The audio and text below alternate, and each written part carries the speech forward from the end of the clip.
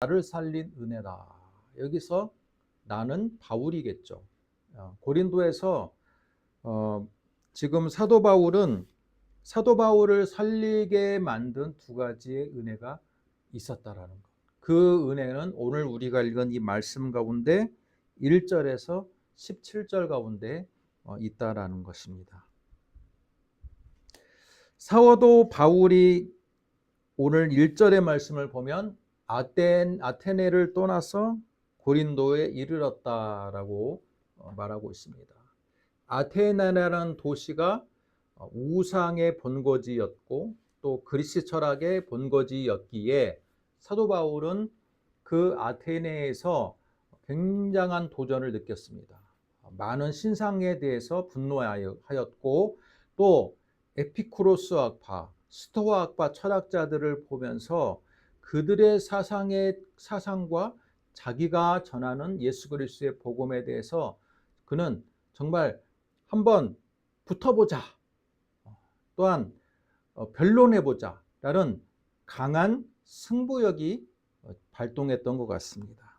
그래서 사도 바울은 아테네에서 아레오바고라는 거대한 이 법정과 같은 그 광장에서 예수 그리스도의 복음을 변증하는 그런 역사적으로 위대한 사역을 하였습니다. 역사적으로는 위대한 사역이 있으나 그의 선교 사역에 있어서는 그리스 아테네는 굉장한 실패의 자리였다라는 것을 저희가 지난주에 설교를 통해서 함께 은혜를 나누었습니다. 우상의 도시였고 이방 철학의 도시였던 그 아테네를 사도 바울은 그가 지금까지 2차 전도 여행 중에 있는 사도 바울의 그 사역을 통해서 그동안 어때요? 큰 실패를 맛보지 않았던 사도 바울이었습니다. 큰 실패를 맛보지 않았어요. 그러나 그는 아테네에서는 실패했다 해도 과언이 아닐 정도로 그는 굉장한 어려움을 겪었습니다. 그 어려움이 과연 어디에서 비롯되었을까? 우리가 한번 그 부분을 살펴보고 오늘 말씀을 듣도록 하겠습니다. 여러분 17장을 보니까요. 17장 10절부터 베레아 사역이 나옵니다. 베레아 사역이 나오는데 베레아 사역을 하는 동안에도 어때요? 주변에 있는 그 도시의 사람들이 끝까지 방해를 했습니다. 데살로니가 사람들이 사도 바울이 베레아에서 전한다는 소식을 듣고 와가지고 방해 공작을 펼칩니다. 그러자 베레아 사람들이 어떻게 합니까? 사도 바울을 베레아에 있는 형제들이 사도 바울을 보내요. 먼저 가게 합니다. 먼저 가게 한 그 도시가 아테네에 있습니다. 17장 14절을 보시면 여러분 이런 구절이 있습니다. 형제들이 곧 바울을 내보내어 바다까지 가게 하되 실라와 디모데는 아직 거기 머물더라. 여러분 바울과 실라 우리 바늘과 실처럼 항상 붙어 다니는 사람인 줄 알았더니 베레아에서는 서로 잠깐이나마 작별을 하게 되었습니다. 베레아 사람들이 너무나도 순종적이었고 모범적이었기 때문에 사도 바울은 급하게 아테네로 피신했지만 거기에 실라와 디모데는 남아서 베레아 사람들에게 사역을 했다라는 거예요. 자, 그러면 사도 바울의 밑그림이 그려지지 않습니까? 사도 바울이 아테네로 가서 아테네로 17장 16절을 봤더니 바울이 아덴에서 그들을 기다리다가 자, 그러면 여러분이 약간의 실마리를 힌트를 얻어야 돼요. 바울이 급하게 바울만 베레아에서 아테네로 왔는데 원래는 어떻게 해야 돼요? 사도 바울은 팀 사역을 중심으로 하는 사람이었기 때문에 일행을 기다려야 되는 거예요.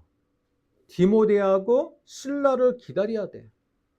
베레아에서 사역을 마치고 올 때까지 사도 바울이 아테네에서 기다리면 되는 거였습니다. 그러나 사도 바울이 기다리는 동안 아테네를 도시를 한번 돌아다녀 보니까 어때요? 우상이 창궐한 도시, 여러 가지의 철학자들이 많은 사람들을 미혹해하는 도시였다라는 걸 알고 그가 먼저 분개하면서 아레오바고 사건이 벌어진 겁니다. 그러면 아레오바고 사건이 있었을 때 사도 바울은 일행하고 같이 있었나요? 혼자 있었나요? 한번 대답을 해보시기 바랍니다. 혼자 있었어요. 맞아. 혼자 있었어. 디모데하고 실라가 오는 동안을 기다려야 되는데 사도 바울이 성격이 급했던 것 같아. 급하다 보니까 지금 아테네의 우상을 보고 아테네의 이방 철학자들을 보고 분개하면서 그는 혼자서 단독 사역을 했던 겁니다. 그러면 실라는 언제 왔을까? 여러분, 실라는 언제 왔을까요? 디모데와 실라는 언제 왔습니까? 18장 5절을 보게 됩니다. 18장 5절. 18장 5절에 실라와 디모데가 마게도냐로부터 내려왔다. 자, 이걸로 볼 때 여러분, 아테네의 사역은요, 사도 바울의 단독 사역이었어요. 단독 사역. 사도 바울이 성격이 급한 나머지 그 우상의 본거지가 더 영적으로 여러분 치열한 영적인 전투가 벌어지지 않겠습니까? 그러면 일행을 기다렸어야 되는데 사도 바울이 그 의분을 못 이기고 아테네에서 여러 이방 철학자들과 논쟁을 하는 거예요. 그 결과 어떻게 됐어요? 철저하게 외면받고 사역의 열매가 없는 상태로 지금 어디로 와 있습니까? 18장 1절 그 후에 바울이 아덴을 떠나 고린도에 이르렀다 라고 되어 있습니다. 그때 사도 바울의 심정이 어땠을까요? 그 전까지는 사역이 그다지 어렵지 않았습니다. 하나님께서 팀도 붙여줬고, 그죠? 실라라는 충실한 동역자를 붙여줬고, 디모데 영적인 아들 디모데도 얻었고, 함께 아름다운 사역을 일구어 나갔으나 아테네를 경험하는 순간부터는 이야, 이건 정말 힘든 사역이구나. 나 혼자로서는 도저히 감당할 수 없구나. 그러면서 때로는 두려움을 느꼈을 겁니다. 사도 바울이 왜 두려움을 느꼈느냐? 오늘 말씀을 보니까요. 9절. 밤에 고린도에 이르게 된 바울이 밤에 환상을 봅니다. 환상 가운데 바울에게 말씀하시되 두려워하지 말며 침묵하지 말고 말하라. 자, 이건 뭐예요? 환상이 사도 바울이 두려워하고 있다는 거예요. 성경에서 여러분 환상이나 음성 속에서 두려워하지 말라, 놀라지 말라 그러면 그 듣는 청자는, 그죠? 청자는 어떤 사람이 지금 어떤 상태예요? 두려워하고 떨리고 있는 상태라는 뜻이야. 그러면 사도 바울이, 그죠? 아테네에서 고린도로 왔을 때 사도 바울의 심정이 지금 두려워했다라는 겁니다. 굉장한 두려움이 있었다라는 거예요. 사역의 열매에 철저한 실패를 경험한 이후에 사도 바울이 자존감도 떨어지고, 그죠? 굉장히 두려워하고 있었다라는 거예요.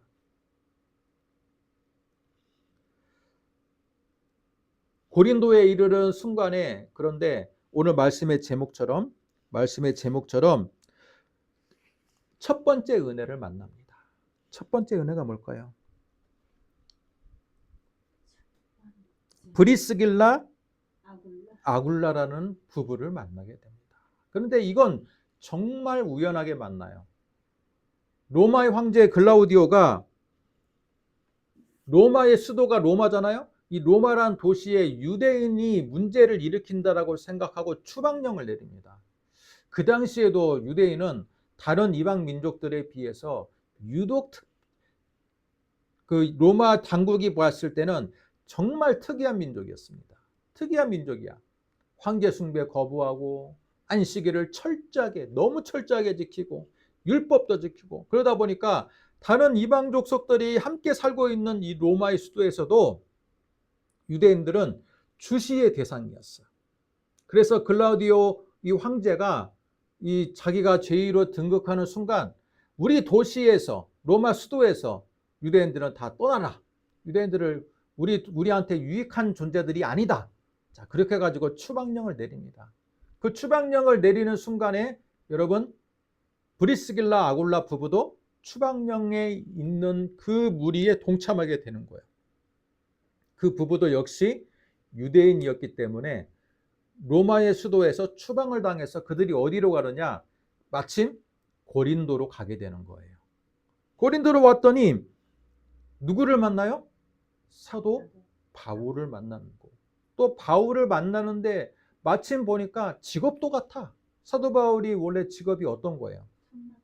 그죠? 그 가문이 로마의 군병들에게 천막을 만들어서 거기에다가 납품하는 가문이야. 그 당시의 천막 기술은요, 지금으로 말하면 굉장한 고급 기술입니다. 굉장한 고급 기술이에요. 그래서 학자들은 그럽니다. 사도 바울이 날 때부터 로마 시민권을 얻은 이유가 뭐냐? 그 가문이 천막을 만들어서 로마의 이 군대에게 납품을 하는 유명한 가문이었기 때문에 그 공로를 인정받아서 그 가문에게 로마 시민권을 자자손손 내렸을 것이다 라고 추정하는 사람들이 많아요. 그만큼 사도 바울은 천막 깁는 일이 가업이었던 거예요. 그런데 마침 브리스길라 아굴라 부부도 직업이 뭡니까? 천막을 만드는 사람인 거예요. 그러니까 같이 생업터에서 만난 겁니다. 생업터에서 만났어. 그리고 사도 바울이 복음을 전합니다. 그들이 유대인이었으니까 원래 율법은 알고 있었겠죠. 여호와 하나님도 알고 있었고. 자, 그런데 거기에 예수 그리스도의 복음을 전하니까 그들이 마음문을 열게 되는 거예요. 마음문을 열게 됩니다. 이게 바로 사도 바울의 첫 번째 은혜입니다. 사도 바울이 아테네에서 실패를 경험한 이후에 두렵고 떨리고 자신감은 떨어지고, 그죠? 굉장한 이 영적으로 힘든 위기에 있을 때 마침 하나님께서 동역자 부부를 붙여주는 겁니다. 이 브리스길라 아굴라를 만날 때만 해도 사도 바울은 아직은 혼자였어요. 디모데와 실라가 언제부터 옵니까?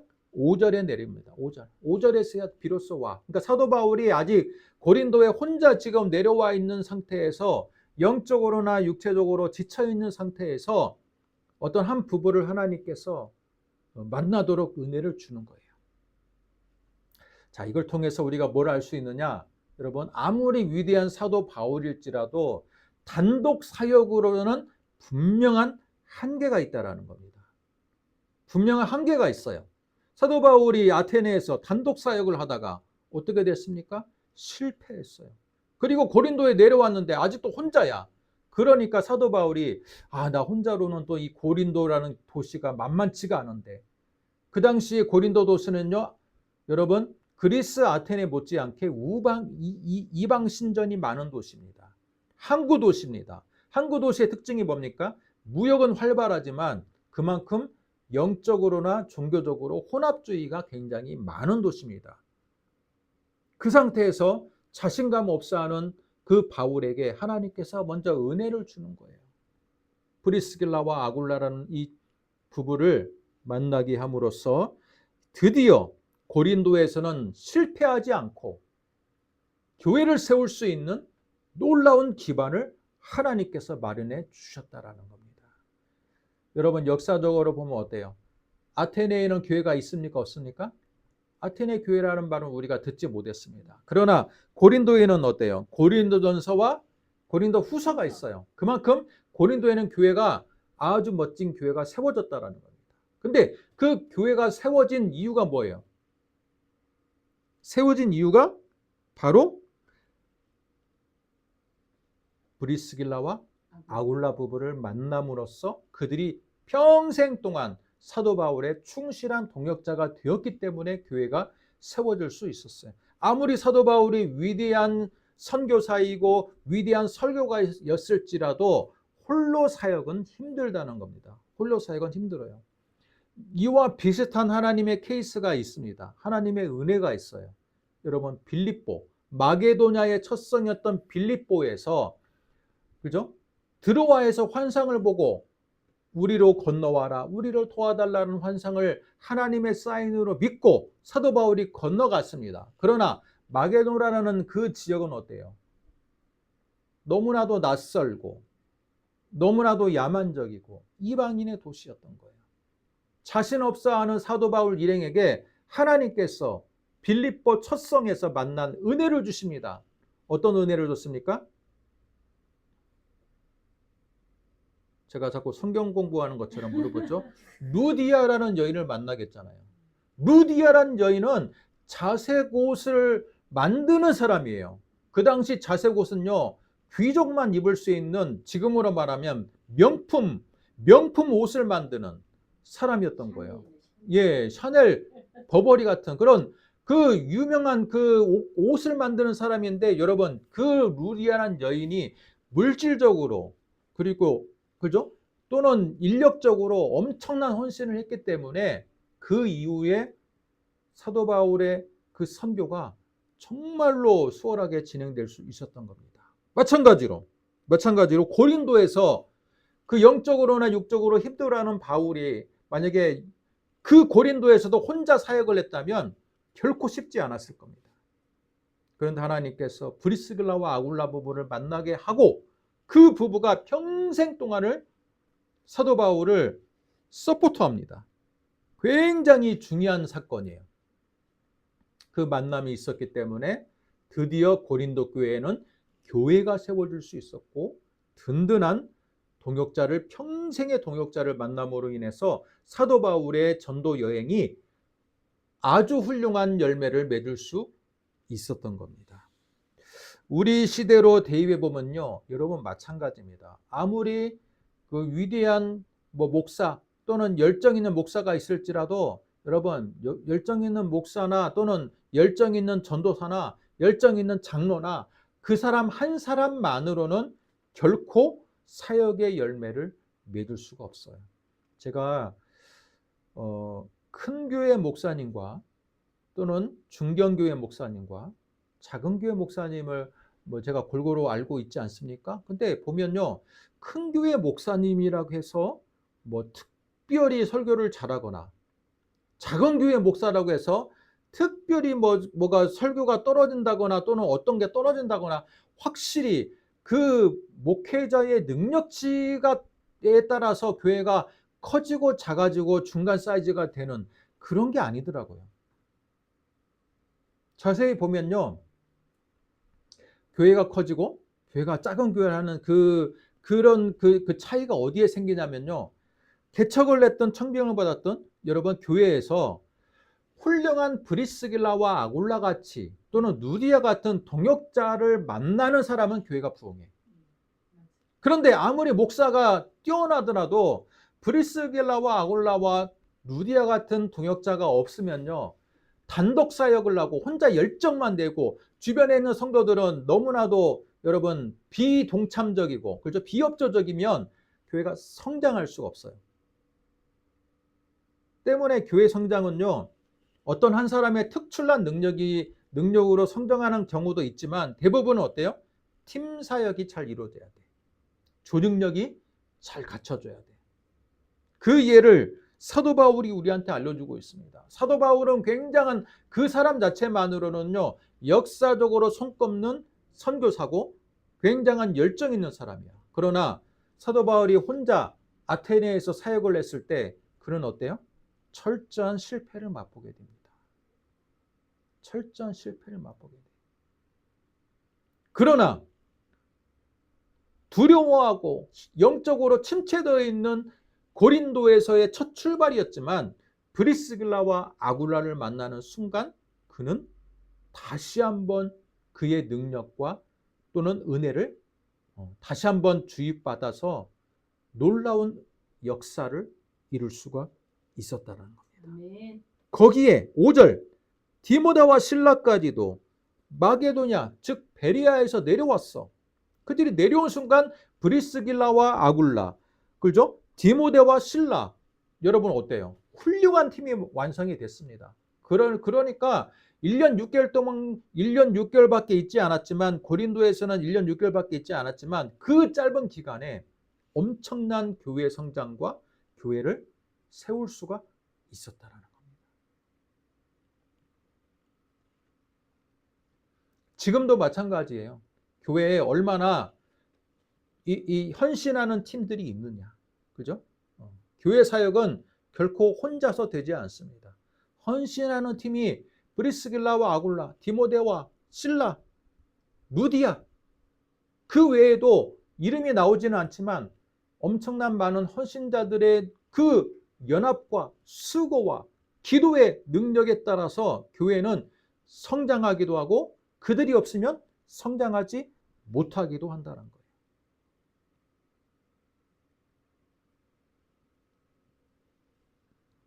때문에 여러분, 우리 스스로가 내가 정말 브리스길라와 아굴라처럼 헌신하는 부부가 되었으면 좋겠습니다. 아멘. 이 브리스길라와 아굴라 부부는요, 계속해서 바울을 위해서 헌신하는 부부였습니다. 그래서 여러분, 바울이요, 로마서 16장에 마지막 인사를 합니다. 로마서 16장 3절과 4절을 한번 볼까요? 로마서 16장 3절과 4절. 여기에만 등장하는 부부가 아니라는 거예요. 자, 브리스길라와 아굴라 부부가 나중에 어디에 등장하는지 봅시다. 로마서 16장이면 제일 마지막 장이죠. 제일 마지막 장에 인사를 하는데 3절과 4절을 같이 읽습니다. 자, 같이 시작. 너희는 그리스도 예수 안에서 나의 동역자들인 브리스가와 아굴라에게 문안하라. 그들은 내 목숨을 위하여 자기들의 목까지도 내어 놓았나니 나뿐 아니라 이방인의 모든 교회도 그들에게 감사하느니라.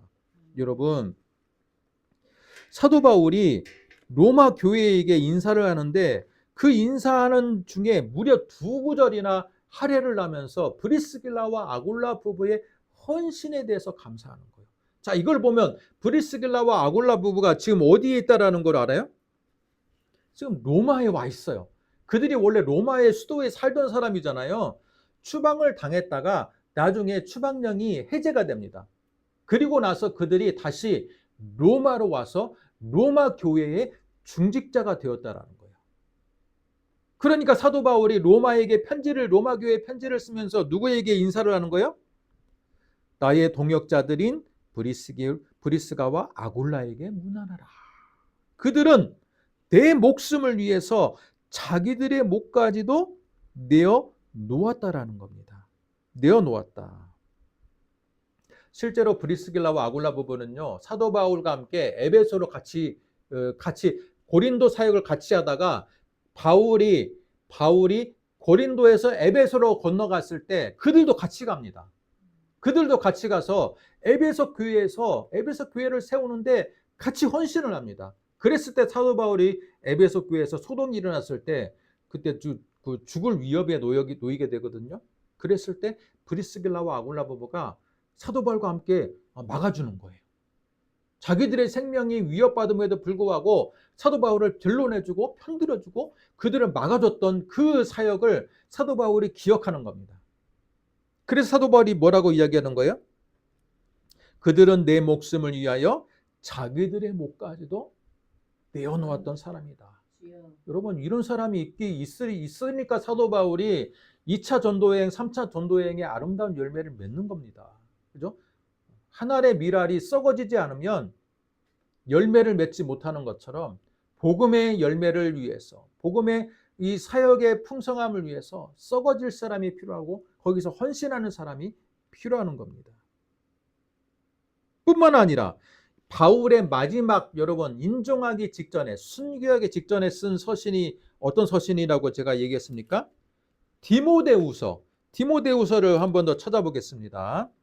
디모데후서 4장 19절을 보겠습니다. 4장도 마지막 구절인데 4장 19절을 보니까 제가 읽습니다. 브리스가와 아굴라 및 오네시모의 집에 문안하라. 사도 바울이요, 순교하기 직전까지의 마지막 그 서신인데, 여러분 사도 바울의 그 순교하기 직전까지 브리스길라와 아굴라 부부는요 끝까지 사도 바울과 함께하는 동역자였어요. 사도 바울의 순교 직전까지 이 부부는 끝까지 동역자였던 겁니다. 이걸 통해 알 수 있는 건 뭐예요?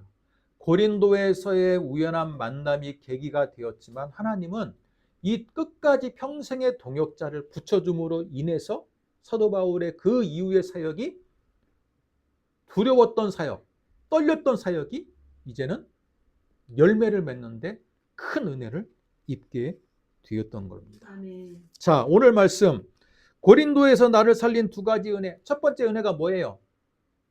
브리스길라와 아굴라와 디모데와 이렇게 팀이, 그죠? 함께 평생 갈 수 있는 동역자를 만나게 해준 하나님의 은혜가 있었다라는 거예요. 두 번째 은혜는 뭘까요? 두 번째 은혜는, 그죠? 9절과 10절입니다. 밤에 주께서 환상 가운데 바울에게 말씀하시되 두려워하지 말고 침묵하지 말고 말하라. 내가 너와 함께 있음에 그 어떤 사람도 너를 대적하여 해롭게 할 자가 없을 것이니 이는 이 성중에 내 백성이 많음이라 하시니라. 여러분, 지금 또 여기서 내가 혹시 돌에 맞으면 어떡하지? 그죠? 항상 죽음의 위협에 노출되어 있는 선교입니다. 이방신의 본고장이에요. 아테네가 본고장이었다면 바로 고린도는 그 다음으로 본고장입니다. 그만큼 언제든지 테러를 당할 위협에 놓여있기 때문에 사도 바울은 두려운 거예요. 아테네에서도 죽음의 위협에 놓여 있던 바울이었습니다. 그런 바울이 고린도에서도 이렇게 어려울 때, 그런데 누가 힘을 줍니까? 하나님께서 힘을 주는 거예요. 야, 여기에 내 백성이, 예비된 백성이 많아. 그러니까 어떤 대적이 있을지라도 그들이 너를 해롭지 않게 해야 하지 못하도록 내가 너를 보디가드 해줄게. 내가 가드해 줄 거니까 너는 두려워하지 말고 침묵하지 말고. 침묵한 거 어때요? 사도 바울이 지금 내가 괜히 얘기했다가 돌 맞아 죽는 거 아니야 지금? 그리고 지금 마음속에 고민하고 있다라는 거예요. 괜히 아레오바오에서 얘기했다가 돌 맞아 죽을 뻔했는데, 그럴 때 하나님께서 야, 내가 너를 보호할 거니까 너는 이 성에서 담대하게 하나님의 말씀을 전하라. 여러분, 이만큼의 큰 은혜가 어디 있습니까? 그죠?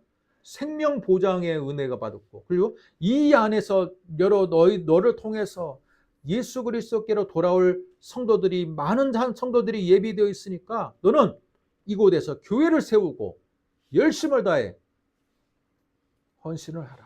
아멘. 그 은혜가 사도 바울의 그 사역을 담대하게 만들었어요. 힘을 받게 만들었어요.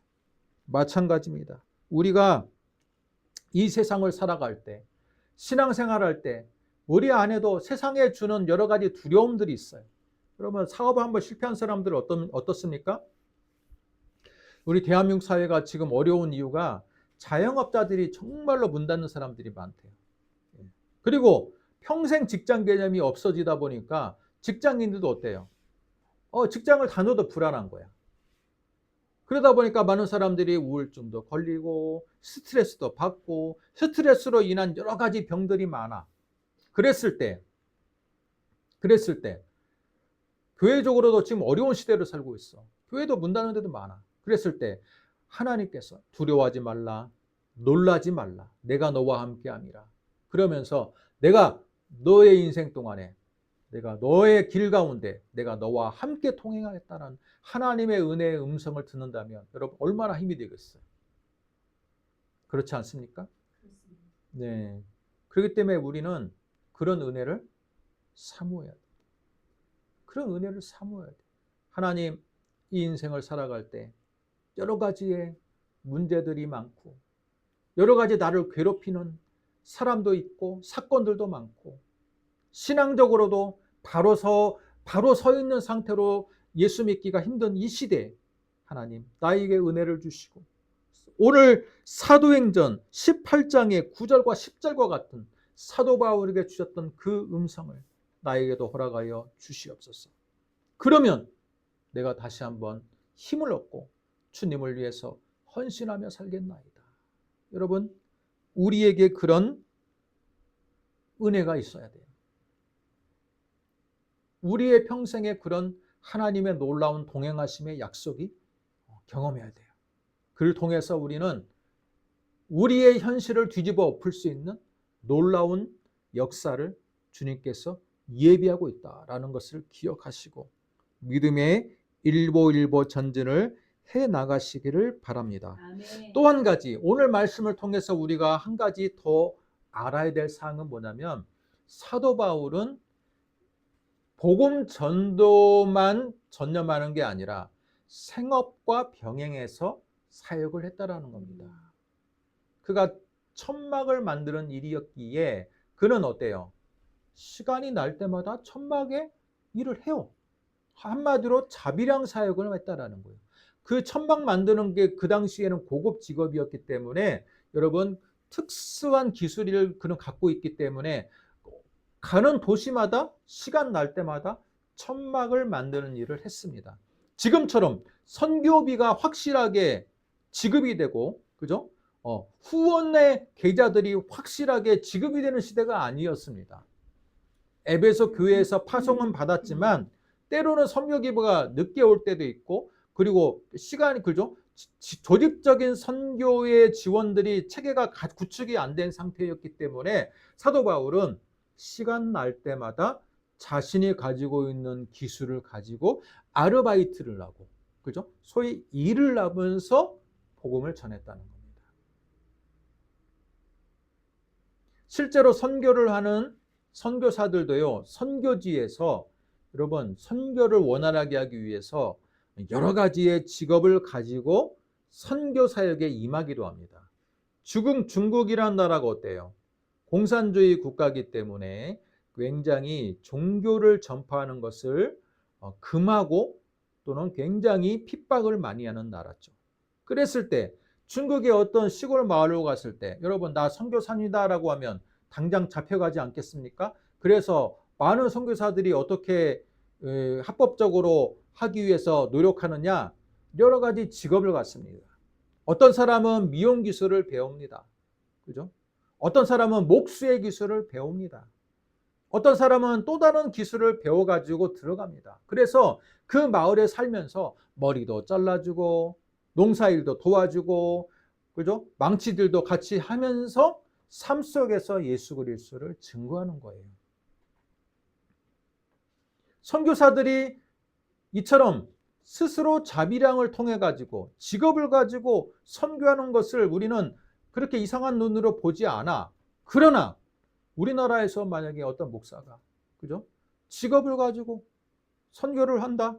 그러면 이중직이라는 이런 이 프레임에 갇혀 가지고요. 그죠? 아예 목사는 목회만 해야 되는데라는 우리가 가지고 있는 고정관념이 있어요. 그러나 사도 바울의 사역을 자세히 보면요, 사도 바울은 이중직 그런 개념 자체가 아예 없는 사람이에요. 내 삶을 통해서 내가 돈이 부족하면 당연히 내가 아르바이트를 하면서 또 돈이 생기면 또 복음의 전파를 열심히 하면서 정해진 자신이 처해 있는 환경에 따라서 그는 굉장히 대처를 잘 해 나가면서 사역을 했다라는 겁니다. 어떤 큰 교회 목사님은 그래서 이렇게 말합니다. 제 기억에는 이재철 목사님이었던 것 같은데, 이재철 목사님 그래요. 교회가 작다고 해서 이중직 사역을 하는 것은 목회자로서의 자질이 부족하다. 또 다른 목사님은 그래요. 그거에 대해서 또 다른 작은 교회 목사님이 반론을 했던 또 글을 제가 본 적이 있습니다. 그 이재철 목사님에게, 목사님은 저희들처럼 물질적으로 조금 약한 상태에서 교회를 개척해 본 적이 있습니까? 왜? 이재철 목사님 제가 알기로는 홍성사라는 이 출판사를 이미 출판사 사장이었거든요. 집안이 부유한 집안이었고, 그러니까 평생을 가난하게 살지는 않았기 때문에 우리 같이 어려운 현실 속에서 개척을 해본 적이 있습니까? 라고 이렇게 이 반문을 하면서 약간의 이 의견의 교류가 있었던 것을 저는 기억합니다. 큰 교회만 하고 부유한 집안에서 목회를 하는 사람들은요, 이중직을 이해를 못합니다. 반면에 어려운 상황에서 개척을 한 사람들은 이중직이 정말로 어쩔 수 없이 하지만 그것으로 인해서도 하나님은 선교의 사역을 해 나갈 수도 있다라는 거예요. 사도 바울이 어디에서 브리스길라와 아굴라 부부를 만났습니까? 오늘 말씀을 보세요. 천막을 만드는 자신의 일터에서 브리스길라 아굴라를 만났어요. 만약에 사도 바울이 내가 선교사인데 이래봬도 내가 지금 전 세계에서 가장 유명한 예수 그리스도를 전하는 에베소 교회 파송받은 선교사인데 내가 무슨 일을 해? 그러면서 그가 일하지 않고, 그죠? 그냥 복음 전하기 위해서만 힘썼다면 브리스길라와 아굴라 부부를 만날 수가 없었을 겁니다. 천막을 깁는 그 삶의 현장, 일터의 현장에서 그는 브리스길라와 아굴라 부부를 만났어요. 그는 일과 선교 사역을 분리하지 않았습니다. 일과 선교 사역을 분리하지 않았어. 선교비가 필요하면 일하면 되지. 때문에 저는 이중직에 대한 문제도 그래요. 이중직에 대한 문제, 우리가 목회자들이, 작은 교회 목회자들이 어렵기 때문에 일을 하는 거지 일이 좋아서 일을 하는 건 아니라고 생각합니다. 때문에 우리의 생업을 위해서, 가족의 부양을 위해서 어쩔 수 없이 생업을 위해서, 그죠? 일을 찾는 것은, 그것을 터부시하거나 그것을 정죄시하는 것은 잘못된 관점이라고 봅니다. 사도 바울이 그것을 보여주고 있어요. 사도 바울은 일의 현장과 사역의 현장을 구분하지 않았다라는 거예요.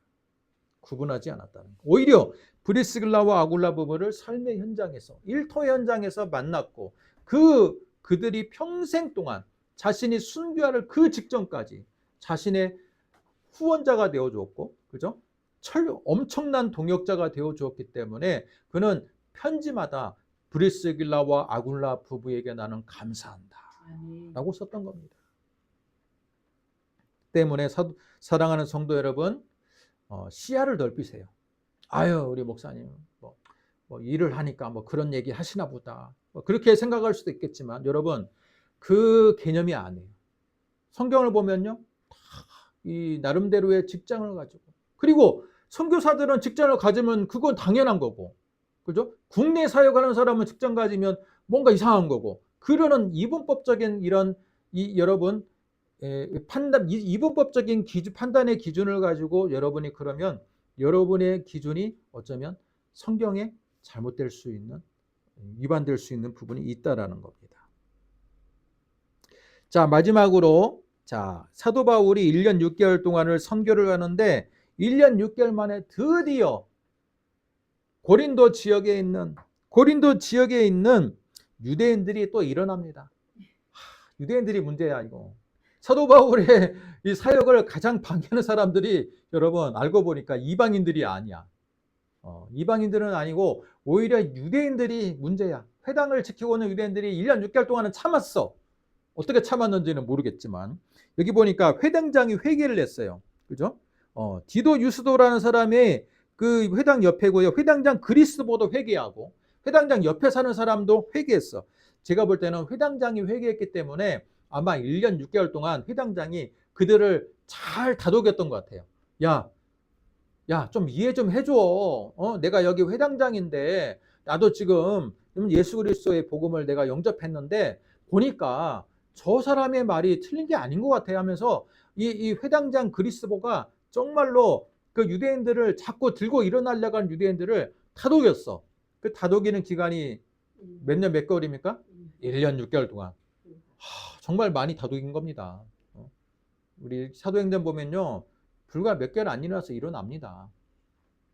그런데 하여튼 다독였는데 1년 6개월 만에 그들이 못 참고 일어나서 이제는 법정으로 데려갑니다. 법정으로 데려가.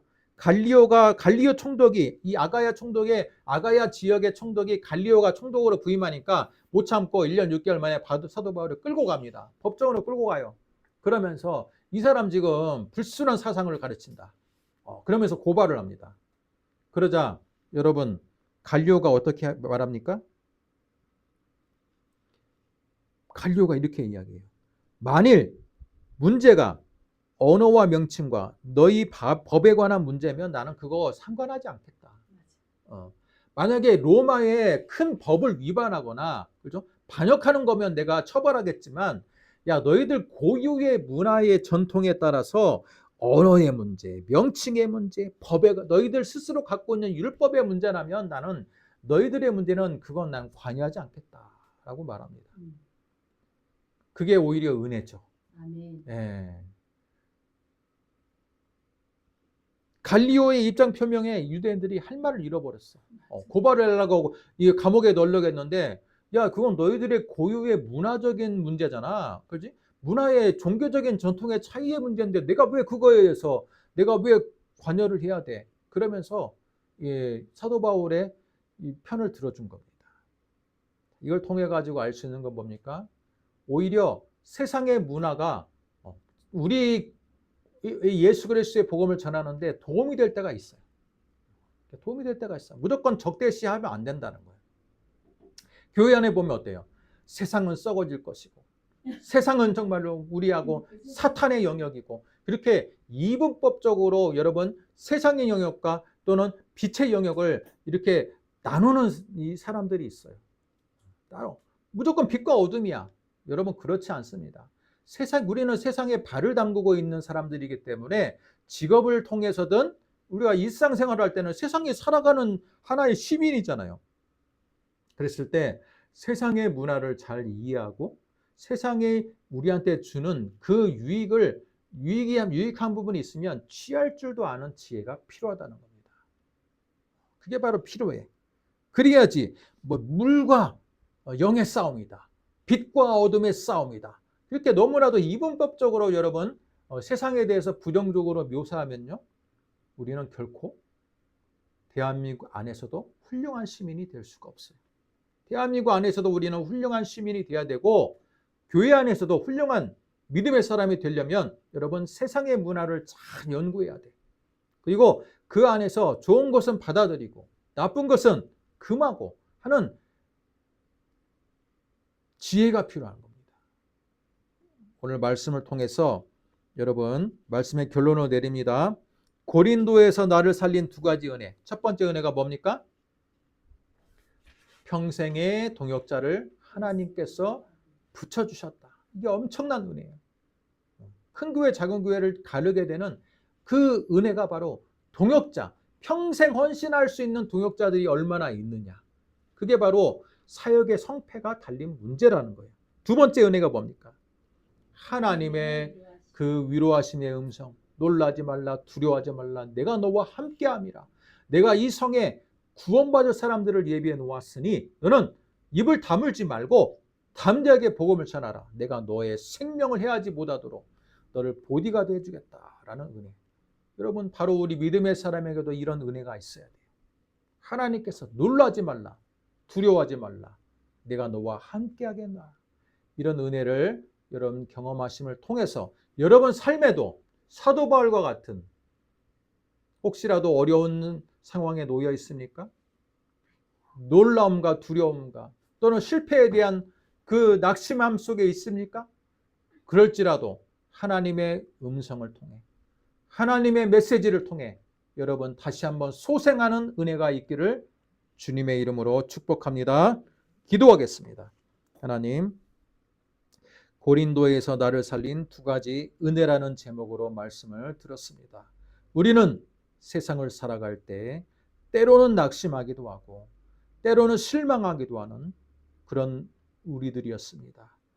그랬을 때 하나님은 우리 안의 연약함을 아시고 때로는 브리스길라와 아굴라와 같은 동역자를 붙여주기도 하며 때로는 음성을 통해서 내가 너와 함께함이라 내가 너를 통해서 더 큰 사역을 이루어나겠다라는 비전을 보여주시기도 했던 모습을 오늘 우리는 말씀을 통해서 발견합니다. 하나님 소망합니다. 우리에게 계속 연약한 상태로 우리를 놓아두지 마시고 우리 교회 안에도 동역자를 붙여주시고 또한 우리 안에도 우리 세상을 이길 만한 믿음의 사람이 될 수 있도록 하나님께서 매일마다 메시지를 주시고 힘을 주시고 은혜를 베풀어 주시옵소서. 아멘. 이를 통해서 우리 삶이 더욱더 아름다운 삶의 열매, 성령의 열매를 맺어가며 하나님께 영광 돌리는 저희들 되게 하여 주옵소서. 아멘. 믿사오며 예수님의 이름으로 기도드립니다. 아멘. 아멘.